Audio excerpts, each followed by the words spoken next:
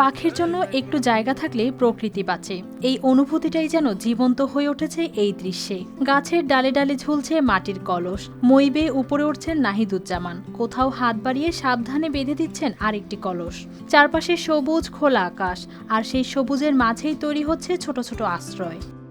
তো হঠাৎ করেই দেখলাম যে এখানে স্বেচ্ছাসেবী কিছু ওই যে গাছের মধ্যে আর কি পাখির বাসা বাঁধার জন্য কলস দিচ্ছে। তো অনেক পাখি তো আসলে অনেক সময় পাখিরা ঝড় বৃষ্টিতে ওইরকম আশ্রয়স্থল পায় না। তো পয়লা বৈশাখ উদযাপন করতে এসে হঠাৎ করে এরকম একটা কার্যক্রম দেখে আসলে খুব ভালো লাগলো। চাঁপাইনবাবগঞ্জের শিবগঞ্জ উপজেলায় গাছ দেখলেই থেমে যায় এই কাজ। ডাল বেছে নিয়ে ঝুলিয়ে দেওয়া হয় কলস, যেন পাখিরা নিরাপদে বাসা বাঁধতে পারে। গাছে গাছে পাখির হাঁড়ি দিয়ে দিচ্ছি, সেগুলোতে যেন তারা বসবাস ভালোভাবে করতে পারে। সেই জন্য আমরা একটি করে কলস আমরা প্রতিটা গাছে গাছে আমরা দিয়ে দিচ্ছি, যেন পাখিরা ভালোভাবে বসবাস করতে। আমাদেরও জীবন যেমন আছে, পাখিদেরও জীবন আছে, তার জন্য আমরা এসব কাজটা করে থাকি।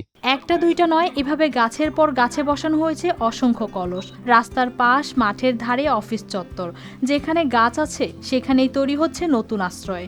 কলসগুলোই হয়ে উঠছে পাখির বাসা। ডালের ফাঁকে ফাঁকে ছোট ছোট ঘর, যেখানে রোদ বৃষ্টি থেকে বাঁচতে পারে পাখিরা, নিশ্চিন্তে ডিম দিতে পারে, বাচ্চা বড় করতে পারে। নাইজুল ভাই যে পাখির জন্য যে নিরাপত্তা করতেছে, এটা আসলে ভালো কাজ।